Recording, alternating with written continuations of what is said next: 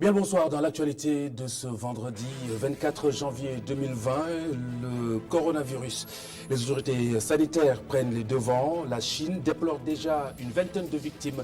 Reportage au fief de la communauté chinoise à Dakar pour une prise de la température sur place. Réorganisation de la boulangerie au Sénégal. Le regroupement des boulangers exige et menace. Ses membres demandent sans délai la signature du décret d'application. La paralysie des activités au port de Dakar. À l'origine, le collectif des entreprises agréées pour le transport et la livraison des conteneurs au Sénégal, le CEATLCS, qui s'insurge contre l'application comme le pèse SIE du règlement 14 aux conteneurs et les frais d'accès au port nouvellement appliqués aux transporteurs agréés.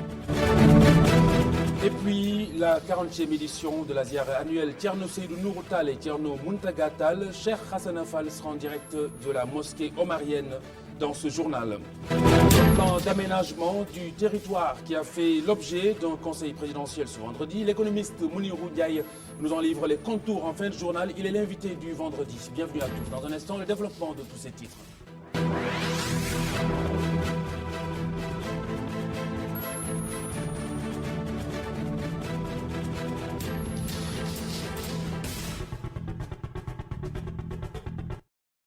Un important dispositif de prévention déjà sur pied pour faire face à d'éventuels cas de coronavirus. Dieu nous en garde.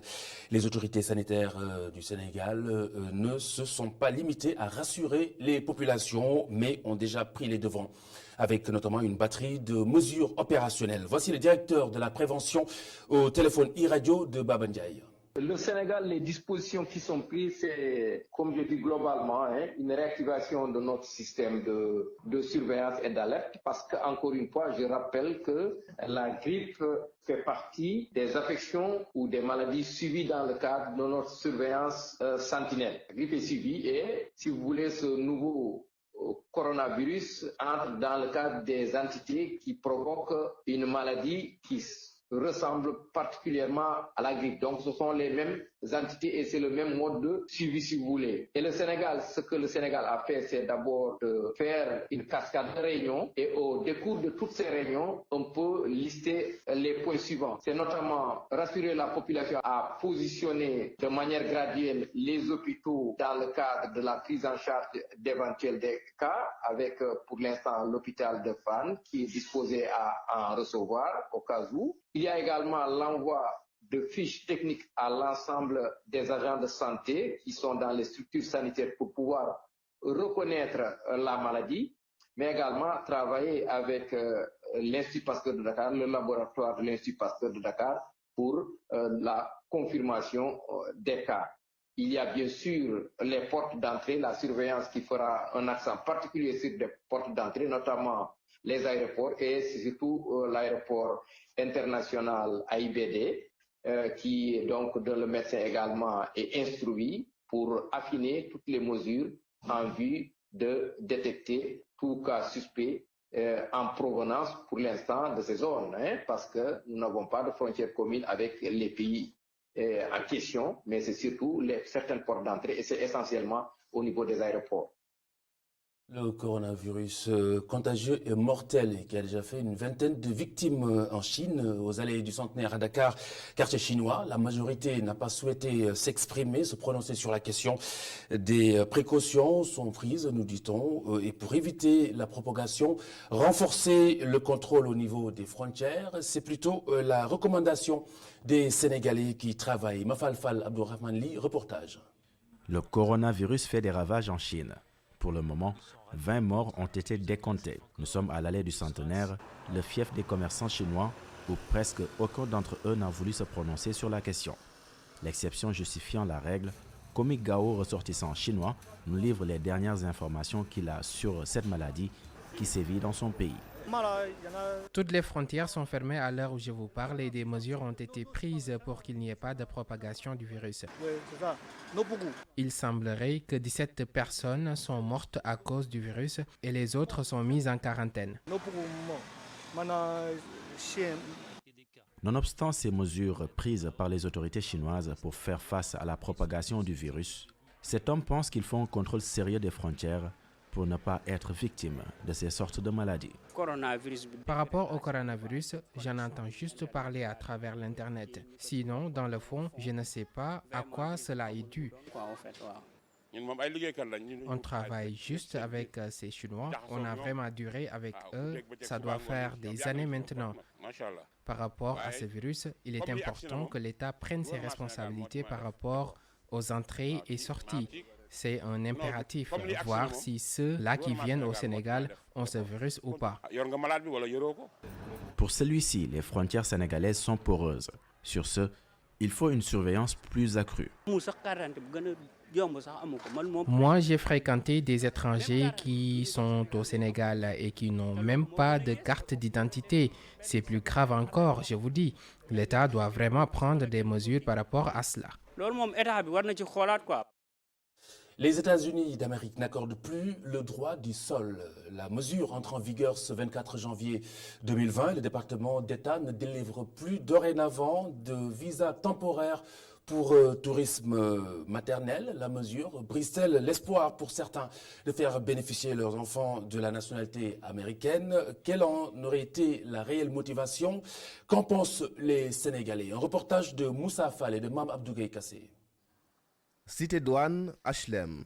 C'est dans ce quartier que cette dame travaille en tant que couturière. Elle n'apprécie pas le choix de certains Sénégalais d'avoir des enfants à l'étranger, particulièrement aux États-Unis plutôt qu'ici.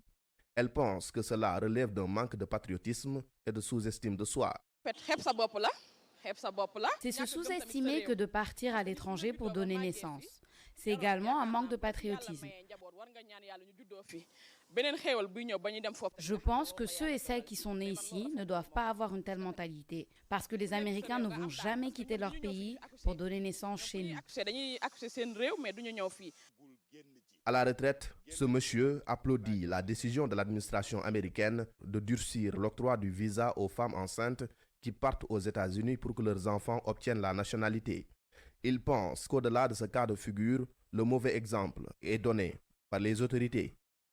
Que la réponse vous a été donnée par les universitaires de notre pays qui étaient censés faire en sorte que nous puissions tous nous soigner ici au pays et qui dans la plateforme des raisons de leur grève, disaient qu'ils ont besoin d'une évacuation sanitaire en Europe. Des intellectuels, des universitaires dont le rôle était de chercher à atteindre le degré de technologie, de médecine, de faire des paritions, de faire des recherches. Ils n'ont trouvé que la solution de demander au gouvernement de les évacuer. Donc c'est la réponse à ça, à mon avis. C'est des gens qui ne veulent pas avancer. Ce monsieur trouvé en face de son atelier, lui non plus n'apprécie pas la volonté de certains de ses compatriotes de voir leurs épouses donner naissance en terre étrangère. Cet entrepreneur y voit de l'inconscience et de l'inconséquence. Quitter son pays pour donner naissance en terre étrangère, je dis que cela relève de l'inconscience. C'est un vrai manque de patriotisme. Nous avons intérêt à revoir nos mentalités. L'administration américaine, qui a qualifié cette pratique d'industrie du tourisme maternel, explique avoir pris cette décision dans le but de renforcer la sécurité, car elle constitue pour les hôpitaux un manque à gagner énorme et alimente les activités criminelles. Paralysie des activités au port de Dakar, je vous le disais en titre, les entreprises de transport de conteneurs observent un arrêt de travail et ce jusqu'au mardi prochain. 2 mesures sont à l'origine de ce mouvement, l'application PES-SIE du règlement 14 aux conteneurs et les frais d'accès au port nouvellement appliqués aux transporteurs agréés. Voici les explications de Mbaye Mbeng. Il est le président du collectif. Le règlement 14 aujourd'hui pose problème. Ça pose problème pourquoi? Le règlement 14, déjà, c'est une bonne chose. C'est une bonne chose en ce sens que c'est pour protéger les routes. Nous sommes tous pour protéger les routes, protéger nos routes. Nous sommes des patriotes. Mais le problème, c'est qu'il devrait y avoir un préalable. Le préalable, d'abord, c'est que les plateformes et les terminaux doivent être équipés de PES-SIE. Ce qui n'est pas le cas. En ce qui nous concerne, nous, aujourd'hui, parce que quand je dis nous, c'est le transport des conteneurs. Les conteneurs sortent essentiellement de DP World. DP World est équipé d'un pèse essieu mobile. Il y a deux choses qu'il faut relever. Il y a des conséquences économiques et la conséquence du port. Conséquences économiques. Les commerçants ne vont pas recevoir leurs marchandises. Les commerçants qui ont fini aujourd'hui de contracter avec des fournisseurs, avec des traites qu'ils doivent aujourd'hui payer, s'ils ne reçoivent pas leurs marchandises, ils ne peuvent pas payer. Ils ne reçoivent pas les marchandises, vous savez, ici, c'est un pays de consommation. La population sera forcément impactée parce qu'il y aura des produits manquants. En parlant d'impacter justement, ceux du train express régional, toujours très remonté contre les autorités sénégalaises. Ils accusent l'APIX d'avoir détourné une valeur de 10 milliards de francs CFA leur appartenant. Une plainte a été déposée, mais fort heureusement, une tentative de conciliation est en cours avec notamment les bailleurs, l'Agence française de développement et la Banque africaine de développement. Voici Ibrahim Sissé, il est le coordonnateur du collectif des impactés du TER. Le Sénégal, à notre insu, a concocté une forme d'indemnisation qu'il a choisie parmi les 3 formes d'indemnisation préconisées par les bailleurs. C'est-à-dire une indemnisation financière, hein, en espèces, une indemnisation mixte et une indemnisation en nature. Mais l'État a choisi pour nous la pire des formes d'indemnisation, que le bailleur a dénoncé, avait dit que si cette forme d'indemnisation est adoptée, c'est la façon la plus rapide d'amener la population dans la pauvreté. Parce que l'argent est tentant. On te donne de l'argent sans encadrement, avec tout ce qu'il y a dans ce pays. Vous le savez, les agressions, hein, les litiges au niveau des terrains et maisons actuellement qui sont vendus. Là, c'est des problèmes qui peuvent exposer la personne. Le regroupement des boulangers du Sénégal demande l'application du décret organisant leur secteur d'activité. Ses membres ont rencontré la presse pour dénoncer leurs conditions de travail. Voici le compte-rendu de Mamadou Lamine Fati. Les boulangers du Sénégal unissent leurs forces pour un seul combat, la vérité des prix. Actuellement, les boulangeries sont en train de fermer. Les boulangers eux-mêmes ont des mises en demeure. Il y en a qui ont des convocations. Et vraiment, il faut que le problème soit résolu. Juin 2019 à décembre, parce qu'on était arrêté à décembre 2019, il y a eu plus de 250 boulangeries qui ont baissé rideau au Sénégal, qui ont fermé. Sur la région de Dakar, dans la région de Dakar, je veux dire, il y a au moins 160 boulangeries qui ont baissé rideau, qui ont fermé. Et vous savez qu'une boulangerie, en fermant ses portes, le propriétaire a eu des mises en demeure, des dettes non payées, des salariés non payés, et beaucoup de choses qui sont derrière une fermeture de boulangerie. Aujourd'hui, en dépit de tous leurs problèmes, les boulangers magnifient le décret organisant leur secteur et souhaitent son application. Il y a eu 23 articles sur le décret. Et parmi ces articles-là, il y en a un qui parle de l'hygiène, un autre traite la production et l'autre la distribution. Et tout a été dit dans le décret. Vraiment, il y a tout. Une fois appliqué, et nous demandons l'application, parce qu'entre signer un décret et l'appliquer, il y a un océan. Donc nous demandons sérieusement que l'État mette les moyens nécessaires pour que le décret soit appliqué. Les boulangers du Sénégal montent sur leurs grands chevaux en fusionnant leurs forces pour sauver le secteur de la boulangerie.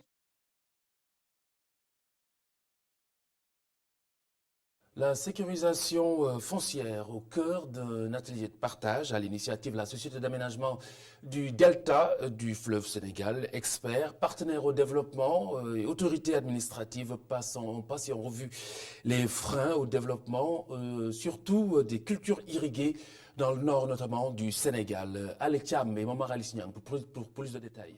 Le développement de l'agriculture irriguée dans la vallée du fleuve Sénégal, la SAED a convié tous les experts et partenaires au développement à un atelier sur la gouvernance et la sécurisation foncière dans le delta. Sur les instruments de sécurisation foncière qui sont mis à l'épreuve aujourd'hui, soumis à la critique, pour voir les limites, les contraintes et les axes de progrès à apporter sur ces importants outils de sécurisation foncière qui ont fait le bonheur de ces populations, qui ont participé également à l'apaisement du climat social, à un ordre public de qualité jamais perturbé en milieu rural. Ces outils-là aujourd'hui seront éprouvés, seront discutés.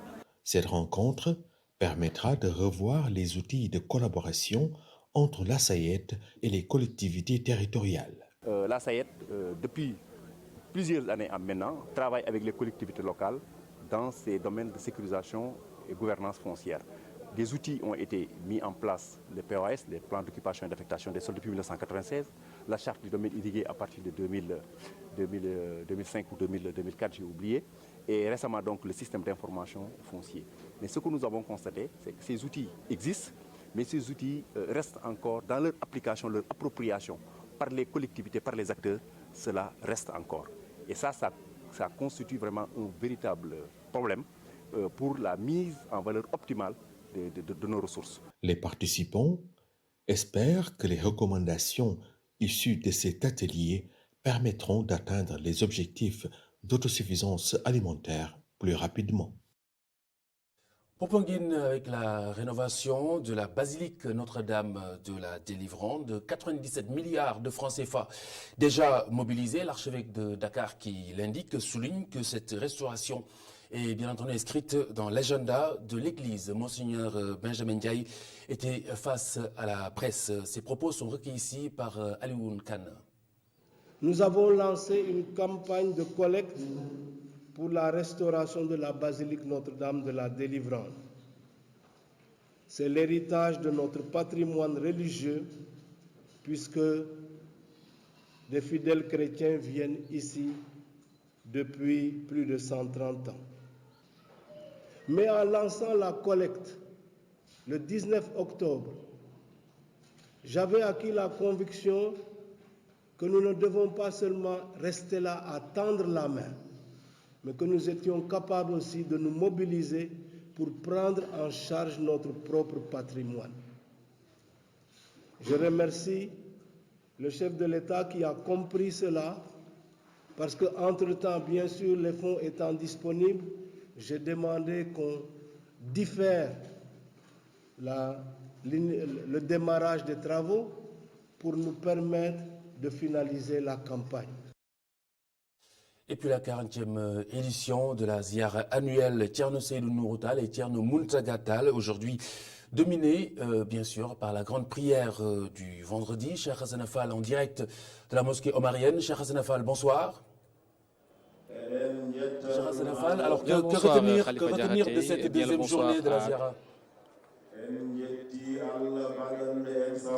Oui, Khalifa, comme vous l'avez dit, nous sommes actuellement ici au niveau de la grande mosquée de Seydou Nourou Tall, qui se trouve au niveau de la Médina, où l'on commémore la 40e édition de la Ziara annuelle qui est dédiée à Thierno Seydou Nourou Tall et Thierno Mountaga Tall, une cérémonie qui revêt un cachet assez solennel cette année, vu que c'est cette année également que l'on commémore la 40e année du rappel à Dieu de Thierno Seydou Nourou Tall, qui est la personne qui a initié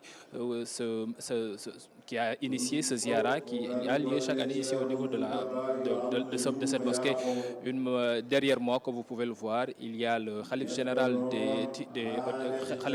Thierno Madani Tall qui fait son allocution, une allocution qui revêt une importance assez importante, assez capitale pour tous les talibés qui sont là, car il a profité de cette occasion pour rappeler les valeurs intrinsèques que revêt cette ziara, mais aussi pour que tout un chacun, tous les talibés qui sont ici présents, mais qui sont aussi à travers le monde dispersés, puissent revenir vers Dieu, c'est-à-dire revenir vers les enseignements de Thierno Seydou Nourou Tall. Il a aussi également profité de cet événement pour rappeler qu'il faut une certaine union au niveau des différents chefs religieux et de leurs talibés également, car le plus important, ce n'est pas l'appartenance à telle confrérie ou telle autre confrérie, mais l'appartenance à l'islam, c'est-à-dire le fait que tous doivent retourner vers Dieu et que tous ces fidèles qui sont là doivent retourner vers les enseignements de Thierno Seydou Nourou Tall, un homme qui a été adoré et adulé de tous, comme il l'a rappelé, les autres aussi correspondants, les autres autorités qui étaient venues également l'ont rappelé Khalifa Diakhaté. Cheikh Hassane Fall, merci.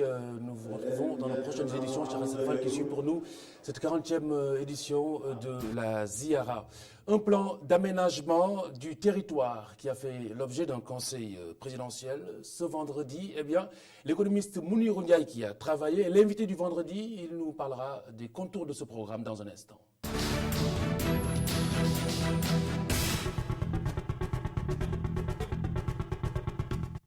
Mounirou Ndiaye, bonsoir. Bonsoir Khalifa. Heureux de vous accueillir, heureux de vous retrouver. Toujours un plaisir de venir discuter avec vous. Je pourrais même me permettre de dire que cet entretien est exclusif parce que vous avez eu l'opportunité quand même de travailler dans ce programme. J'ai suivi ce projet et j'ai eu le plaisir d'avoir été associé en 2016 dans la phase préparatoire parce que c'est un plan qui a été donc préparé depuis très longtemps. Je pense que c'est un plan qui également a le mérite d'être arrimé et d'être corrélé avec les plans précédents qui étaient là. Justement. Qui ne concernait que l'aménagement du territoire. Il y a une nouveauté, c'est maintenant le développement territorial. Très bien. Pour camper le décor, juste expliquer aux téléspectateurs un peu le sens d'un tel programme, ce plan d'aménagement du territoire. L'aménagement du territoire, c'est la manière d'occuper le territoire. C'est une question foncière, finalement. Et la question foncière au Sénégal, bon, il y a une commission de réforme foncière qui a été créée, mais au-delà de tout cela, au-dessus de tout cela, il y a l'aménagement du territoire. Je pense que l'ANAT, l'Agence nationale d'aménagement du territoire, a déjà fait son travail. Le travail était un travail technique qui a nécessité beaucoup de ressources, malgré les moyens faibles, parce que moi je les ai fréquentés pendant l'année 2016 et j'ai vu dans quelles conditions ils travaillaient.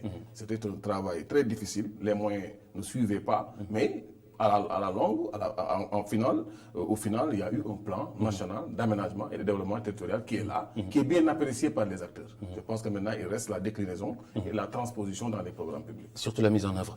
Le concept justement de territorialisation des politiques publiques étant une soupape du plan sénégalais émergent, l'absence même de ce plan aurait été une aberration, n'est-ce pas? Je pense, oui, effectivement.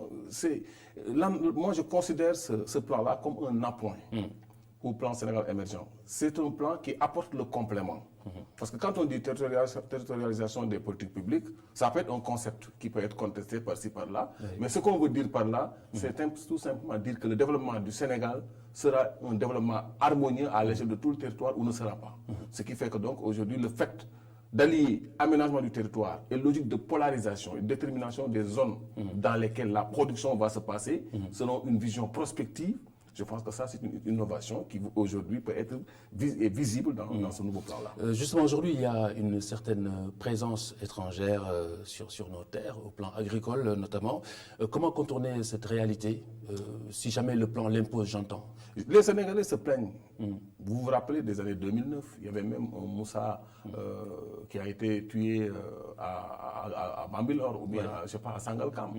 Ces problèmes de foncier-là sont toujours là. Je l'ai dit au départ, ça a nécessité la mobilisation du professeur Moustapha Sourang pour une réforme foncière, pour creuser, fouiner dans ces problèmes-là. Mais aujourd'hui, l'accaparement est décrié. Si vous demandez la question aux spécialistes du foncier, ils vous disent que non, pour le moment, il n'y a pas d'accaparement des terres. Il y a des opérateurs d'accaparement, mais il y a d'accaparement, occupation. Il y a occupation.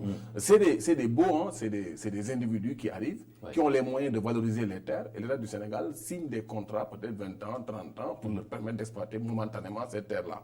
Mais ce qu'il faut dire, c'est qu'aujourd'hui, la question qui se pose pour le Sénégal, parce que nous ne pouvons pas, dans un monde organisé sous forme de village planétaire, de connexion commerciale internationale, interdire à des investisseurs de venir chez nous. Oui. Mais ce que nous pouvons faire, c'est mettre l'agriculteur sénégalais en avant. Aujourd'hui, la taille moyenne des exploitations agricoles au Sénégal est faible. Aujourd'hui, nous sommes supplantés par des Indiens, des Chinois. Oui. On a même vu que pendant l'année dernière, il y avait un seul Indien qui disposait de pommes de terre dans notre pays. Tout à fait. Il faudrait aujourd'hui donc permettre le Sénégalais, permettre aux Sénégalais d'avoir accès à la terre. C'est ça la question. Les pommes de terre congelées puis exportées. Exactement. Je pense que donc ça, c'est des questionnements qui véritablement sont tranchés dans le nouveau plan d'aménagement du territoire. C'est un plan donc qui aujourd'hui nous permet d'apporter ce qui manquait à l'acte 3 de la décentralisation. Oui. La communalisation universelle a été accompagnée de certain nombre de compétences sur le plan foncier transférées au niveau des collectivités locales. Il y a également la deuxième phase de l'acte 3 de la décentralisation qui consistait à déterminer les pôles de développement au niveau départemental, au niveau régional. Ces pôles-là n'existent pas encore, mais le plan d'été aujourd'hui a déjà fait ce travail de polarisation. Je vous ai cité, par exemple, la phase expérimentale il y a 3 ou 4 ans, quand ils ont parlé au niveau de la note de la ZIAR de Touba, parce que c'était une idéalisation du fait que le cuir pouvait être valorisé pour développer un artisanat et des filières d'exportation qui pouvaient donc être valorisés dans cette zone-là. On a parlé des produits forestiers et des produits agricoles au niveau de la Casamance. Ça peut être un pôle. On a parlé également du Nord, sa vocation agricole. Je pense que ce type de spécialisation au niveau territorial est une piste importante qui peut être en appui du plan Sénégal émergent.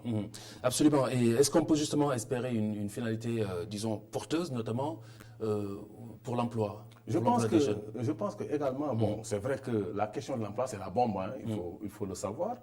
Mais pour le moment, nous savons tous que le potentiel du Sénégal n'a pas encore été valorisé. Ce qu'on appelle le trickle-down economics, c'est-à-dire penser que c'est la croissance qui crée l'emploi, ça nous a coûté beaucoup d'énergie et ça n'a pas donné de résultat. Pour preuve, de 10,2% de chômage au Sénégal officiel. En 2011, nous sommes passés maintenant à 15% environ. Ce qui fait que donc, la croissance créatrice d'emplois, cette piste-là n'a pas donné. Aujourd'hui, ce qu'il faut faire, c'est comme c'est insufflé dans ce nouveau plan d'aménagement et de développement territorial, aller au niveau des localités et essayer d'organiser tous ces petits producteurs sénégalais. Donc ce plan est une opportunité pour l'artisan sénégalais. Exactement, effectivement, je pense qu'il y a beaucoup de questions que cela soulève. C'est un plan technique.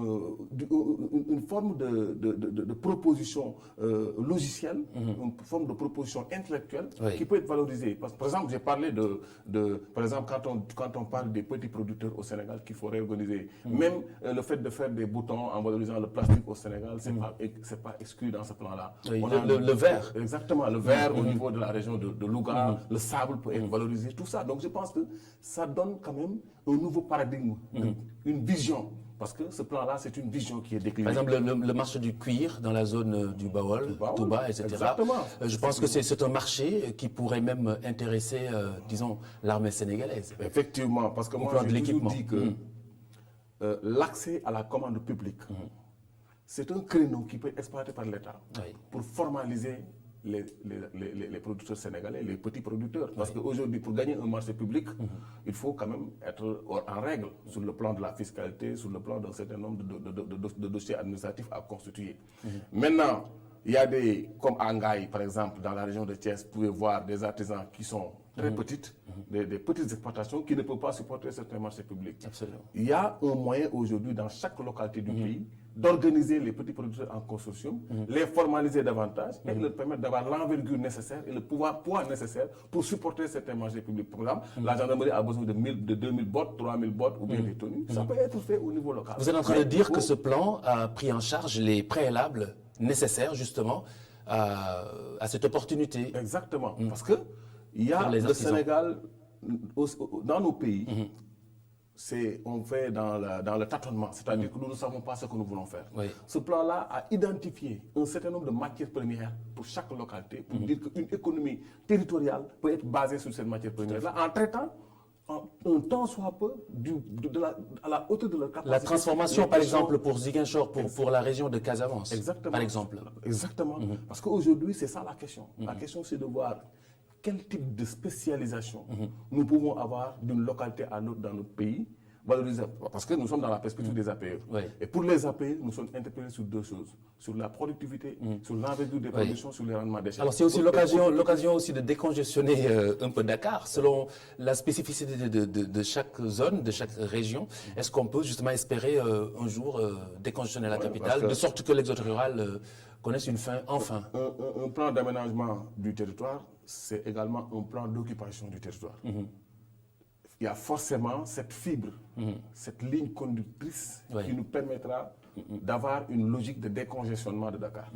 Parce que quand on dit qu'il faut créer des villes émergentes, pour que, quand vous créez une ville émergente comme Nyomré, dans la région de Louga, vous mettez les réseaux, vous gérez le foncier, vous permettez à une économie locale de se constituer. Vous empêchez les gens venant de Nguermalal, de Kermadjalé d'aller jusqu'à Dakar. Ils peuvent rester à Nyomré. C'est ce qu'on appelle, c'est ça la théorie des villes émergentes. Et cette logique-là est dans le plan d'été. C'est-à-dire qu'on montre à l'État, dans ce plan-là, voilà ce que vous pouvez valoriser, le potentiel que vous pouvez valoriser dans chaque localité pour retenir la main-d'œuvre, mais également pour construire une économie locale performante et compétitive. Alors j'en reviens à ma préoccupation, qui est certainement la préoccupation de beaucoup de téléspectateurs. Est-ce que les préalables ont été pris en charge dans ce plan, sachant qu'au Sénégal, très souvent, on met la charrue devant les bœufs? Bon, vous savez, il y a beaucoup de problèmes. L'informel. J'ai commencé par dire, bon, il se posera les mêmes questions de transposition, d'application, de mise en œuvre que les plans précédents.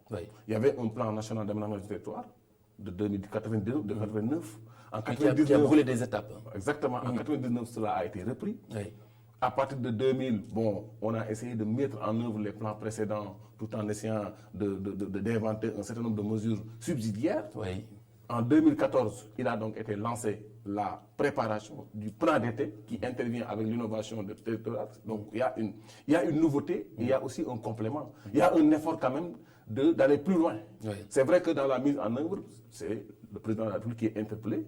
Il faut respecter les plans d'urbanisme, il faut respecter les plans de management, il faut avoir une démarche inclusive, il faut impliquer tous les acteurs. Je pense que c'est au niveau de l'État maintenant que la balle est dans le camp de l'État pour tout simplement permettre un temps soit peu de la hauteur de leur capacité de mettre en œuvre ce plan national d'aménagement et de développement territorial. Mouni Ondiaye, merci. Vous êtes économiste. Vous venez nous éclairer sur ce plan d'aménagement du territoire qui a fait l'objet aujourd'hui, ce vendredi, d'un conseil présidentiel. Merci beaucoup pour vos éclairages. À suivre à 21h, le premier épisode de votre série Digen sur ITV. Auparavant, 20h30, Kenoas Kanui, l'antenne aux téléspectateurs sur les actualités de la semaine, dans quelques instants, à 20h30 précisément. Et puis tout de suite, hier avec Sophie Abba. Et puis, Léon Damas nous inspire avec le professeur Eladj Songe Diouf. Et puis, vous suivrez à 21h30 la rediffusion de ce face-à-face Papa Sow et Site. Excellente soirée sur ITV. À demain, Inch'Allah. Au revoir.